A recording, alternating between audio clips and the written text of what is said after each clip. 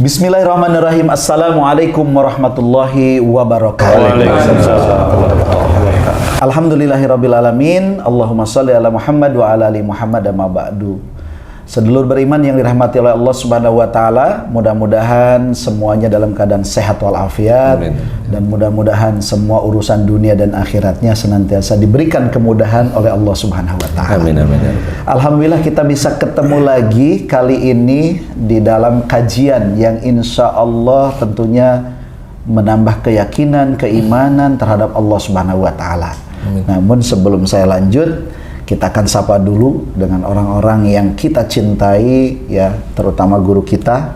Ada Ustaz Danu. Assalamualaikum Ustaz. Waalaikumsalam warahmatullahi. Sehat ya Ustaz? Alhamdulillah. Alhamdulillah. Baik, alhamdulillah ya pemirsa semuanya sedulur. Dan di sebelah kanan saya juga ada Pak Tung. Assalamualaikum Ustaz. Waalaikumsalam. Selalu dulu itu. Sehat Ustaz. Alhamdulillah. Tabrakan. Iya, bajunya sekarang Masya Allah ya, luar biasa, bagus. Dan di sebelah kanan kita ada Bang Zai. Assalamualaikum Bang Zai. Waalaikumsalam Ustaz. Sehat ya? Alhamdulillah. Oke, sebelah kanannya lagi ada Mas Eko. Assalamualaikum Mas Eko. Waalaikumsalam warahmatullahi. Sehat ya Mas ya? Alhamdulillah. Nah, insya Allah semua tayangan ini akan ada di Ustaz Danu Official Channel, kemudian di Tung Family Official Channel, dan juga di Asep Hidayat Official Channel. Nah, sedulur beriman, kajian kita kali ini sepertinya akan menjurus kepada sesuatu yang mudah-mudahan ini akan menyadarkan kita, ya, karena saya akan bertanya tentang akhir zaman lah gitu ya. Karena ini kayaknya kalau dilihat dari tanda-tandanya setelah pulang kemarin dari Saudi itu, tanda-tandanya Saudi sudah banyak banget. Di antaranya Padang Arafah sudah menghijau, kemudian gunung-gunung di perjalanan dari Mekah ke Madinah juga sudah mulai menghijau, kemudian banyak gedung-gedung yang tinggi, bahkan di Jeddah itu akan berdiri gedung dengan ketinggian di atas 1000 meter. Nah, tentu tidak akan membicarakan gedungnya, tapi ini adalah tanda-tanda. Selain dari itu kan mungkin ada Dukhon, ada Dajjal, ada apalagi tuh banyak banget. Yajud Majud. Ah, Yajud Majud, terus apa lagi? Itu aja dah cukup. Itu aja. Udah ngeri banget tuh saya. Ngomongnya deg-degan. Nah, masalah ini kan ada pakarnya nih ya, guru kita tentunya. Kita akan coba dengarkan kira-kira nih akhir zaman ini semakin dekatnya seperti apa, tanda-tandanya, terutama yang paling kita sering dengar itu adalah masalah duhon. Nah ini Ustadz, duhon itu kan artinya asap ya. Nah itu gimana Ustadz ini di saat ini nih menurut pendapat Ustadz? Iya. Bismillahirrahmanirrahim. Assalamualaikum warahmatullahi wabarakatuh. Waalaikumsalam warahmatullahi wabarakatuh. Jadi kalau dicerita Tuhan sudah banyak, dalam hadis juga diceritakan, cuma saya akan menceritakan lebih rinci aja.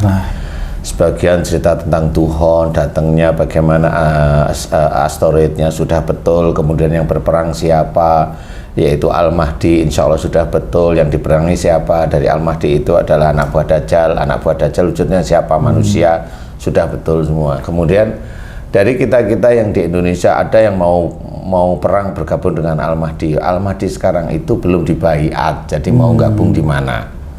Kan gitu ya. Ada juga saudara kita yang nanti dia mau memerangi anak buah Dajjal, ada juga. Pakai apa? Walau alam saya nggak ngerti juga. Dia sudah berniat. Di YouTube itu begitu. Saya juga mikir, kenapa harus mikir seperti itu? Kan gitu ya.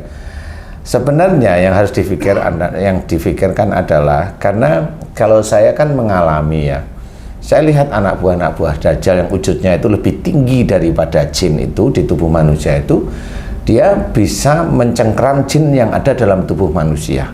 Menguasai. Kemudian dia juga menguasai sifat-sifat dari manusia yang jelek.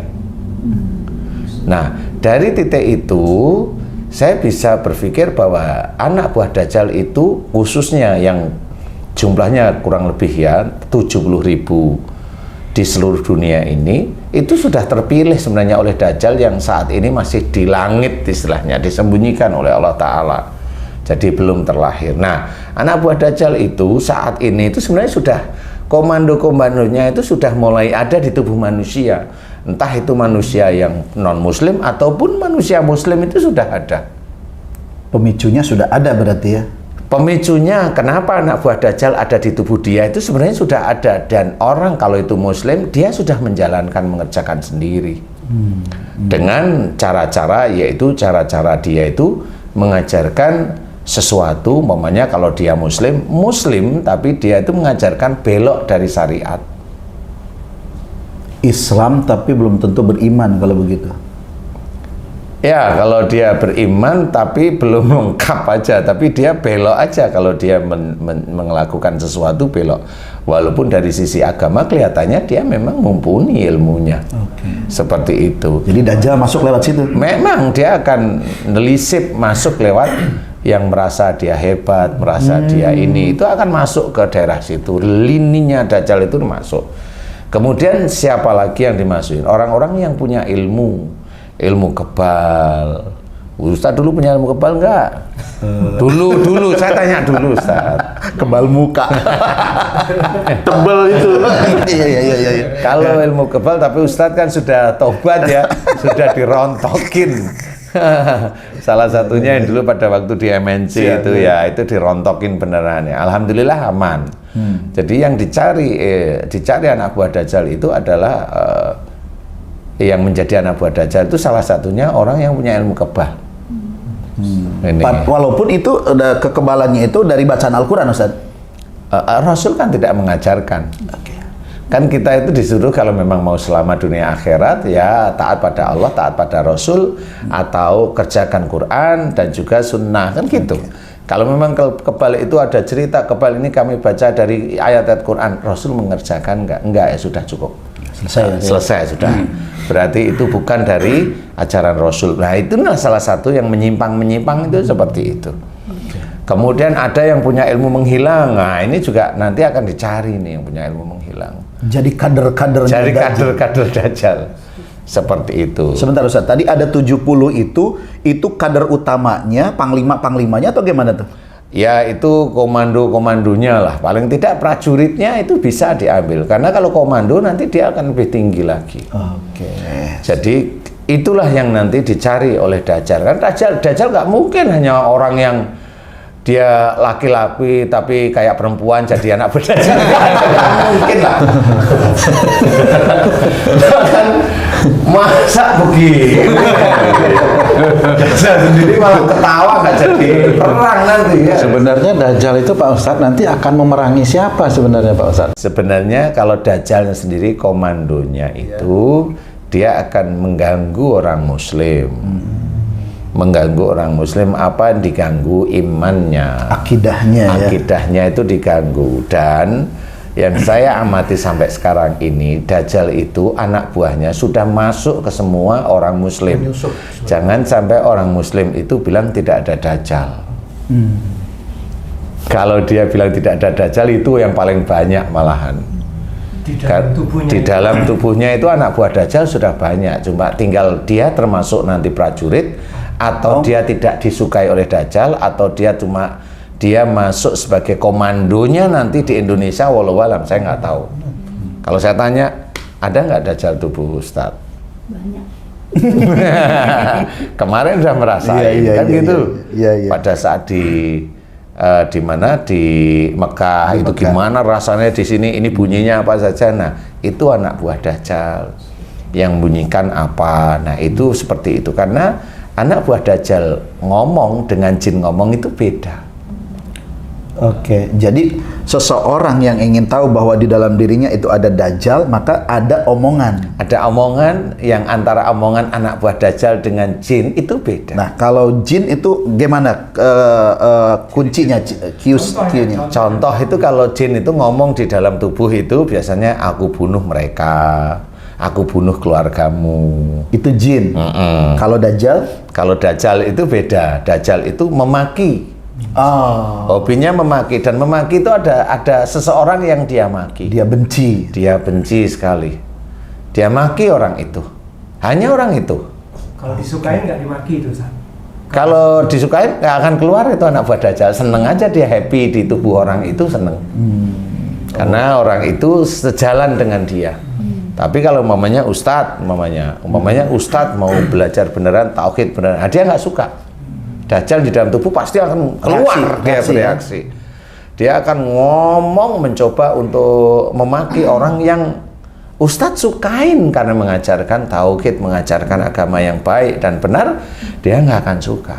Oke. Gitu. Jadi sedulur semua ini sebetulnya sudah bisa memilih ya. Bisa. Di dalam dirinya itu ada dajjal atau tidak, Benar. atau jin yang bereaksi. Iya.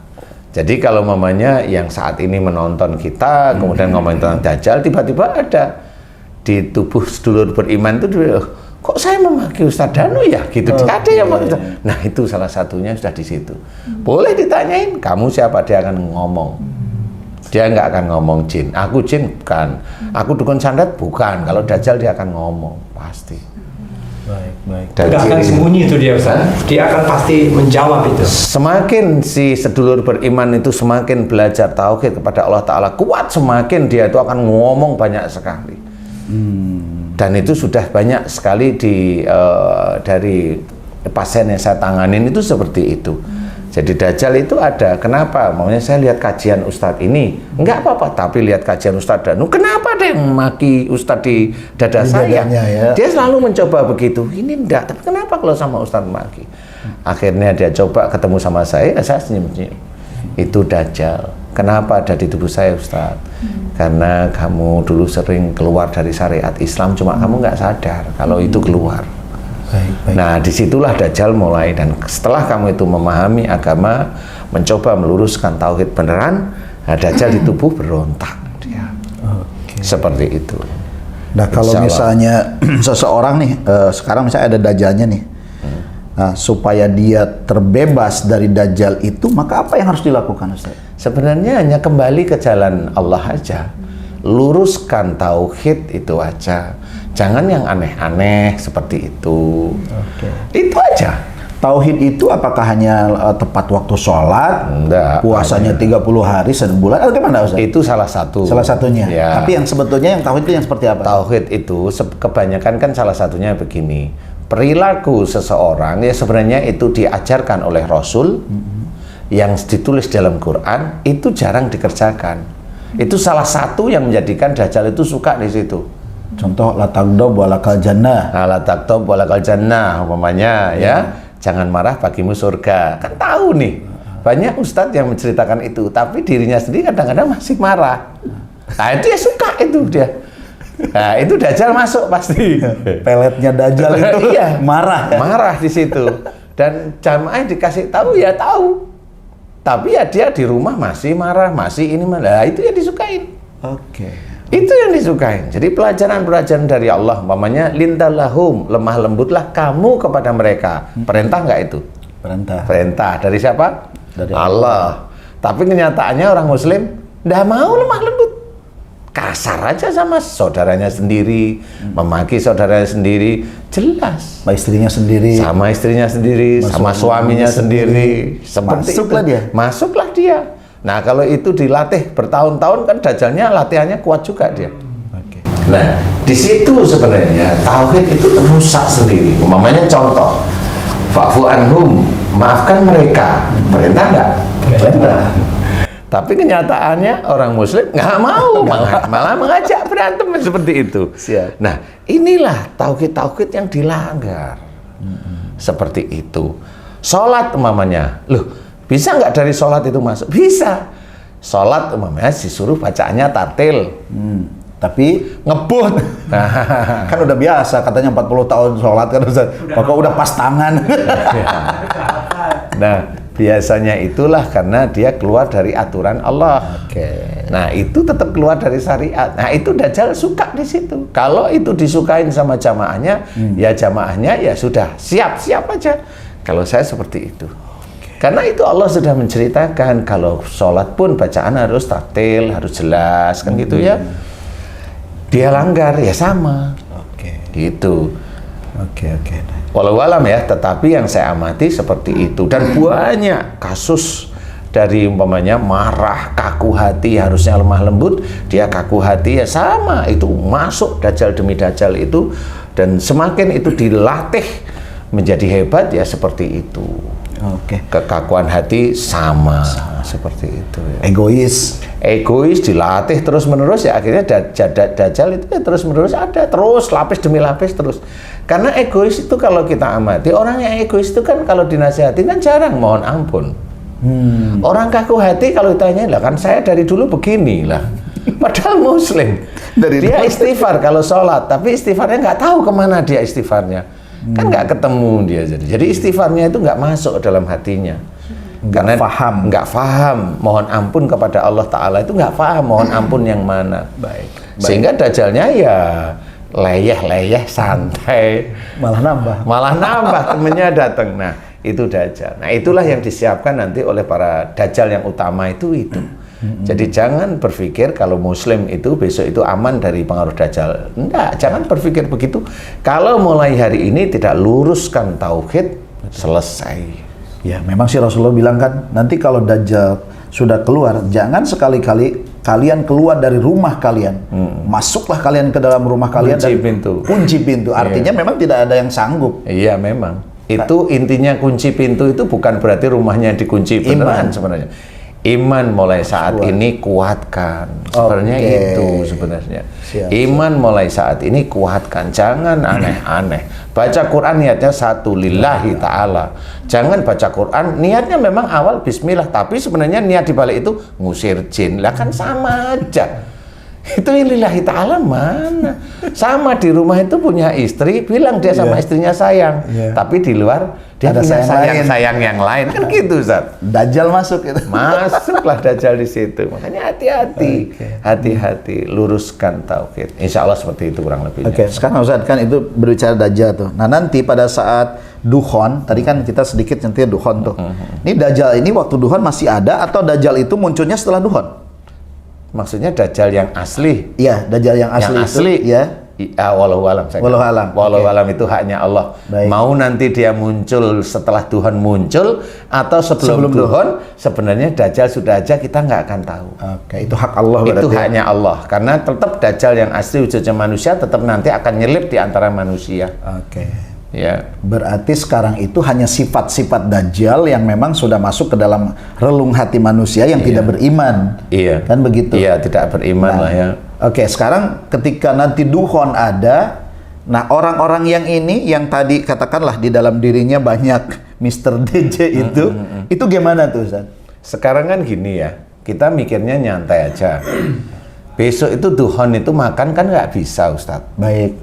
Iya kan? Iya. Wong pada waktu itu masuknya asteroid itu kan sudah jelas ada medan magnetnya yang mematikan semua listrik di seluruh dunia. Itu kan nggak cuma Indonesia, semua di dunia. Makanya dikatakan Dukhon itu ada kabut di langit itu karena dunia ini. Jadi asteroid itu masuk ke semua. Nggak di Indonesia, di Australia, di Irian Jaya iya. Jadi sekarang momennya KKB itu seneng gitu ya. Biarin aja. Memang mau dibikin seneng sama orang lain, ya nanti besok dia masuk hutan malah bisa hidup sendiri dia. Oh iya ya. Karena di hutan. Tapi senjatanya nggak bisa dipakai. Iya. Tapi kan panahnya bisa. Bisa ya. Jadi di Amerika juga sama, nuklir nggak bisa digunain. Itu yang namanya Tesla, kukut itu sebenarnya. Tesla itu bisa kukut sebenarnya. Jadi kalau Indonesia sekarang jadi Tesla, udahlah nggak usah aja. Tapi kalau mau ya monggo ya. Karena saya bukan presiden. Nah pada saat Dukhon itu, orang itu, makanan itu kan sekarang nih, ada supermarket kecil, pasti dijarah besok. Habis itu sampai berapa sih? Pasti sampai seminggu, 1 bulan, maksimum 2 bulan. 2 bulan itu sudah nggak bisa. Nggak bisa makan lah ya. Karena makan snack, ciki dan sebagainya sehari itu selesai. Ya. Kemudian yang lain kelaparan. Kelaparan sudah mulai chaos. Ini orang ini yang kuat-kuat nih, dia pasti ingin makan tetepan. Dia punya pisau nusuk orang. Karena polisi udah nggak bisa bergerak. Tentara nggak bisa bergerak. Kenapa? Polisi dan tentaranya cari makan sendiri. Susah juga cari makan. Karena susah makan ini ceritanya. Ya. Pasukan-pasukan khusus dia bisa makan. Tapi kalau dia ada di kota, makan apa ya kira-kira? Atau apa yang saya bisa makan di sekitar ini, kan gitu. Kan gitu, dia punya pisau, dia pasti bunuh, diambillah daging-daging manusia. Kalau ada kucing, diambillah daging kucing, walau saya nggak ngerti. Kalau ayam dikejar-kejar, capek dia. Kalau di kandang ya ditinggal makan. Nah, bagi orang-orang tertentu, bagi orang-orang tertentu dia nggak akan bisa makan. Disitulah Dajjal turun. Dia merayu. Iman itu bukan terus, ayo jadi kafir, enggak kok. Ini ada roti enak. Roti apa ini? Tus lejur. Isinya apa? Ada tuna. Dan baunya wangi. Dajjal itu penyihir yang paling hebat. Betul. Ya, penyihir paling hebat. Ya, tukang sihir di Indonesia nggak ada yang bisa ngalahin, tapi bisa dia menjadi anak buahnya. Seperti itu. Nah, itu dikasih makanan. Yang hobinya makan KFC, kasih KFC. Yang hobinya makanan Jepang, kasih makanan Jepang. Yang hobinya makan asinan, kasih asinan. Yang makan nasi uduk, Nasi uduk. Yang hobinya makan nasi uduk Haji Fanani, iya kasih Haji Fanani. Itu nggak akan kuat itu. Udah begitu Ustaz. Kasih sesuatu yang dia suka. Oh, namanya lapar gimana sih? Iya. Betul. Lawang saudara-saudara kita itu yang di pinggir-pinggir di daerah dekat-dekat gunung itu lapar itu hanya dikasih kresek, hanya Indomie, hanya uang 100.000, kasih minyak goreng, keluar kok dia dari jadi murtad. Iya. Ini udah disediain, nggak goreng, sediain makanan sama Dajjal. Selesai. Apa mau dia? Dia mau nutup pintu gimana? Tarik tuh, ditaruh aja itu di depan rumah. Wong di dalam tubuhnya itu ada Dajjal. Mau apa? Langsung ini ya. Tinggal diketetin begini aja langsung keluar dia. Sweet. Nggak perlu. Kenapa seperti itu bisa keluar? Nggak usah cerita yang hebat-hebatnya Dajjal. Dukun pelet itu kalau melet ceweknya itu datang sendiri ke dukunnya. Itu hanya jin yang ngerjain. Ini Dajjal, jinnya itu bisa dikuasai sama anak buah Dajjal. Kok mau ngumpet? Bagaimana caranya ngumpet? Kecuali hari ini kita luruskan tauhid. Itu ya. Nggak usah ngomongin masalah roh lah. Aku sendiri juga nggak tahu masalah roh. Tauhid aja deh, lurusin, ya, lurusin beneran. Nah, disinilah kalau sudah nggak bisa makan, sudah. Makanya kita harus belajar mulai hari ini, mulai sekarang luruskan. Karena itu yang akan menolong. Salah satunya adalah begini nih, bagaimana Allah itu akan menuntun, melindungi kita kalau kita tidak luruskan kecintaan kita pada Allah. Jalankan perintah Allah, jangan ditambah-tambahi dan jangan pula dikurangin. Seperti itu. Murni ya, cinta Murnilah Allah. cinta Allah itu murni. Kerjakan perintah Allah. Biasa saja kerjakan. Nah, di titik itu nanti Allah akan melindungi. Orang-orang yang imannya bagus akan bertemu dengan orang-orang yang imannya bagus.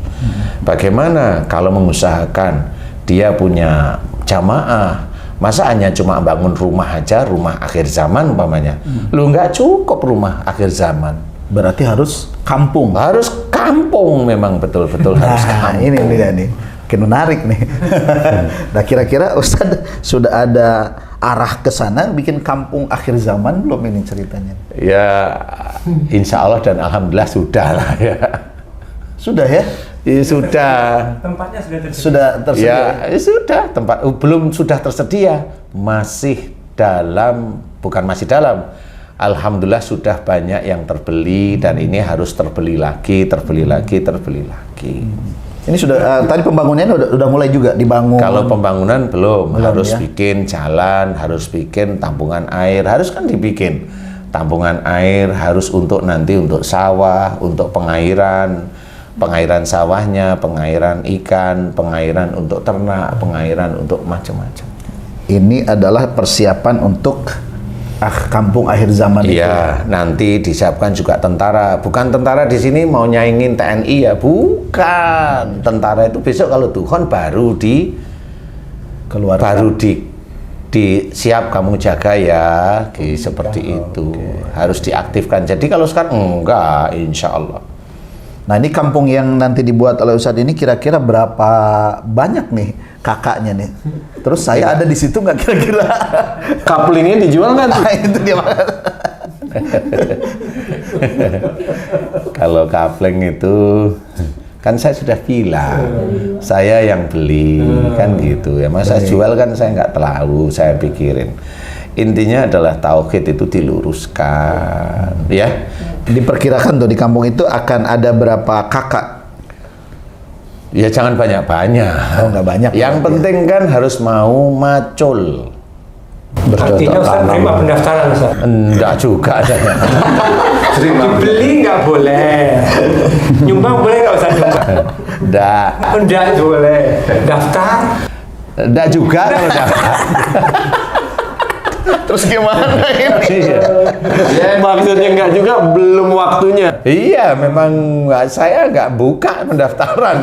Yang buka pendaftaran itu akademi akademi pelayaran, itu buka pendaftaran, akademi kepolisian, kantor pajak itu, ya. Berarti Akademi Kampung Akhir Zaman belum menerima pendaftaran. Belum. Yang daftar harusnya sudah melunasi pajak belum Yang jelas dia harus bayar zakat mal itu jelas. Tapi zakat mal dari harta yang tidak nyuri. Yang halal toyib. Kalau kamu dulu nyuri nggak diterima juga kamu di situ. walaupun sudah punya kartu BPJS ya Mas. Wow. Kan itu menjadi syarat nih belakangan Iya. Iya. kartu vaksin enggak. Jadi memang harus disiapkan. Jadi kalau memang itu taat pada Allah Ta'ala, siapkan untuk jamaahmu. Jangan mau hidup sendiri, kan gitu. Tetap harus ada ini ya, satu kampung yang memang orang-orang bertakwa ya. Ya jangan satu kampung kesannya kok ya saya sendiri, ya yang lain-lain kan punya kampung. Berarti ada kampung-kampung lain dong? Ya boleh. Oke, baik. Ya baik. boleh, karena memang di situ tetap nantinya harus dikasih tahu kenapa dalam hadis juga diceritakan harus mempersiapkan makanan dalam waktu 1 tahun. Ya harus dipikir pakai otak sebenarnya, bahwa waktu 1 tahun itu duhon itu panasnya memang tidak berhenti 1 minggu. Harus mikir di situ bumi itu panas, makanya dihilangkanlah banyak, kurang lebih sekitar 1/3 air, tanaman, dan juga hewan. Itu karena apa? Karena panasnya bumi, sehingga air itu menguapnya akan lebih cepat, seperti itu. Sehingga tanaman seperti padi susah sekali tumbuh, kan seperti itu Ustaz. Susah sekali tumbuh. Ternak juga akhirnya juga banyak mati karena makanan tidak ada. Nah harus difikirkan seperti itu, bukan tiba-tiba Allah itu menjadikan ternak mati gitu. Enggak seperti itu ya ada tahapannya. Jadi harus pakai otak di situ. Bagaimanapun walaupun itu hadis juga harus difikirkan, masuk akal enggak. Kalau hadis yang seperti itu menurut saya masuk akal, karena pada saat debu di langit itu akan menjadikan sinar matahari bisa tembus semuanya ke bumi, tapi pada waktu mantul lagi ke atas dia dihalangi oleh debu sehingga mantul lagi ke bawah, lagi mantul ke atas lagi dikit, mantul lagi ke bawah, makanya di bumi itu akan panas. Itu secara ilmu fisika itu dapat, itu hadis itu benar. Seperti itu, makanya harus disiapin. Kalau memang mau hidup di daerah panas, ya pasti panasnya melebihi nanti. Makanya kalau sekarang teman-teman, saudara-saudara yang ada di Arab, yang umpamanya di daerah Mekah, itu umpamanya di situ itu buah-buahan itu mendatangkan dari luar kota atau ini, siap-siaplah di situ. Kalau saya siap-siap, karena itu tidak akan bisa menjamin. Belajarlah dari hijau yang diciptakan oleh Allah Ta'ala, belajar. Ada pesan ya? Ada pesan dari Allah Ta'ala. Harus mulai saat ini, saudara-saudara yang di Mekah khususnya, itu harus belajar untuk tanam. Ya sebenarnya di Mekah sudah mulai banyak belajar tanam, tapi yang ditanam bukan tanaman, tapi gedung. Nah, kan repot. Ya bukan salah, saya nggak bisa tanaman biji salah. Besi itu namanya. Nggak bisa ngomong salah, karena itu kan ego beliau masing-masing. Saya hanya mengisyaratkan aja, daripada besok itu nggak bisa apa-apa.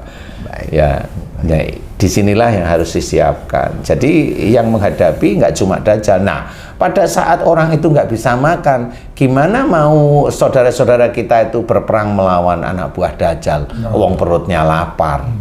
Mau lewat apa? Naik kuda ke Arab, mau Kudanya ke belum makan nanti kan, nggak makan rumput kudanya, rumput kering Pak Ustaz.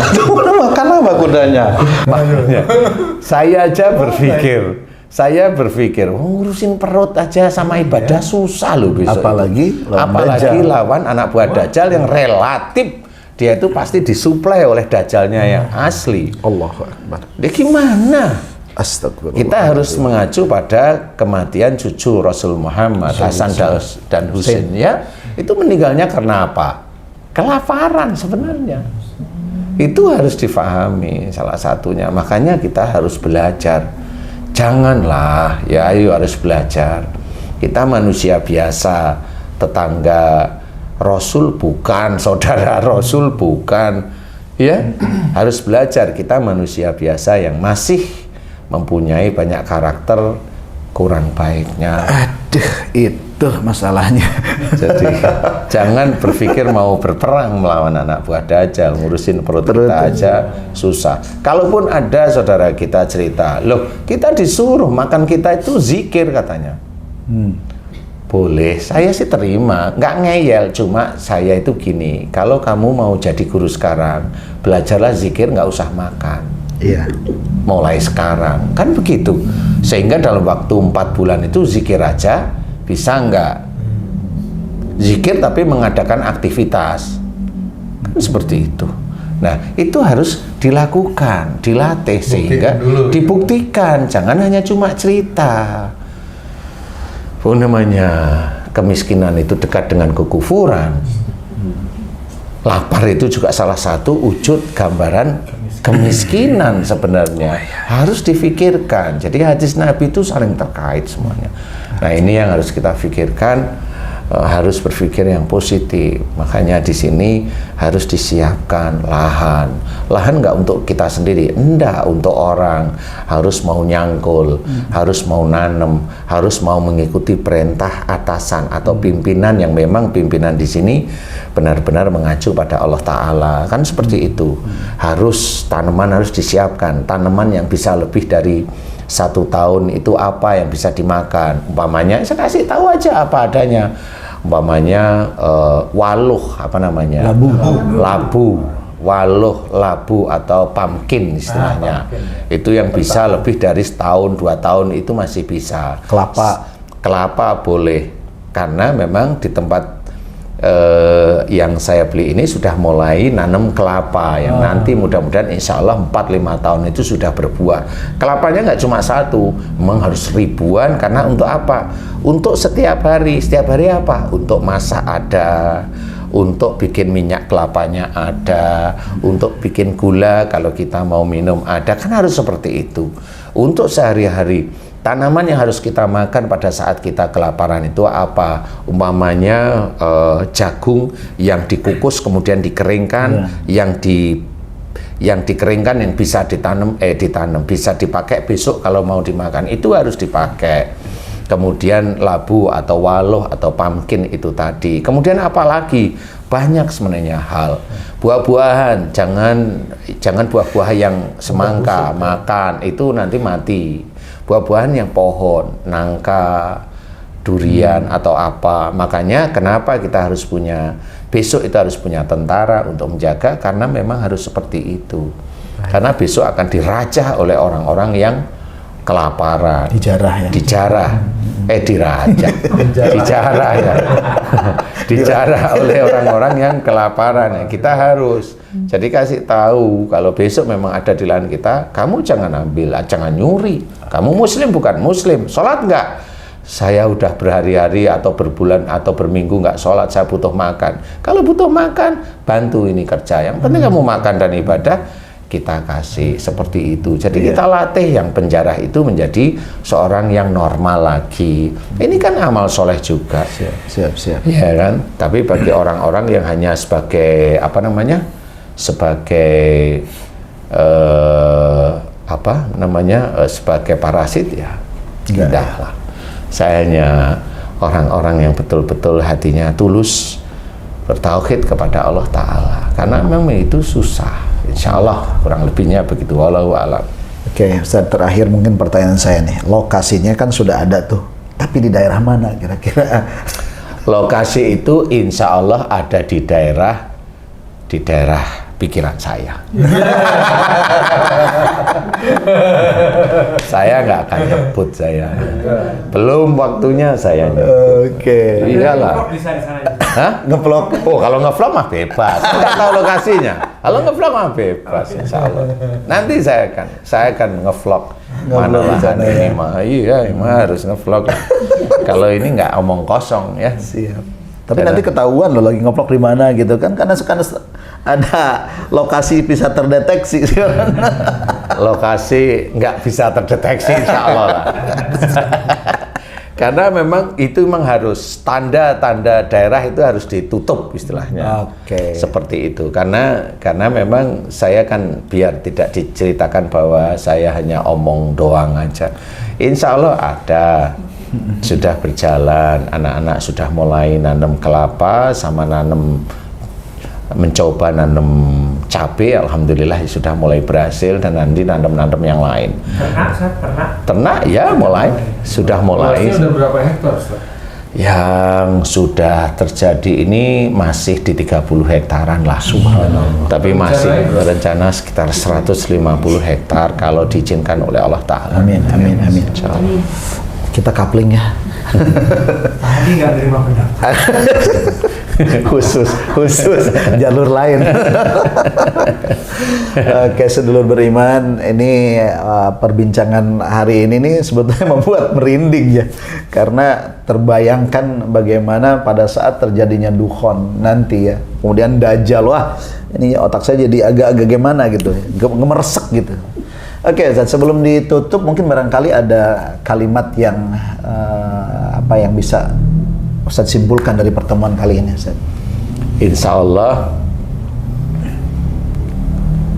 Allah nanti tanda-tanda dukhon itu tetap ada. Oke. Sebenarnya tanda ini ada, tadi Ustadz sudah cerita, sudah ada, Tiberias sudah mulai turun jelas airnya. Kemudian tanda yang sangat dekat sekali itu ada 2 tanda, yaitu satu, nanti pada saat haji itu bunuh-bunuhan. Ada saudara-saudara kita yang berhaji saling bunuh di situ. Bagaimana kok bisa? Wallahu alam, saya tidak tahu.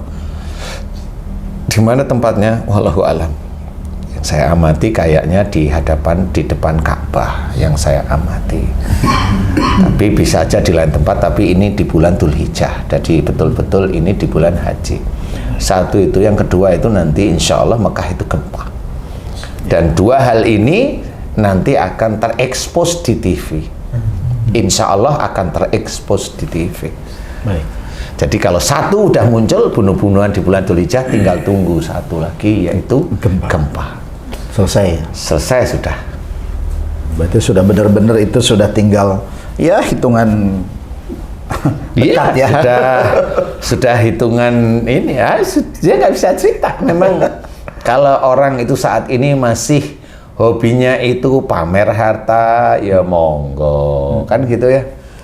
Pamer ini, pamer itu, ya monggo. Yang merasa agamanya paling baik, monggo.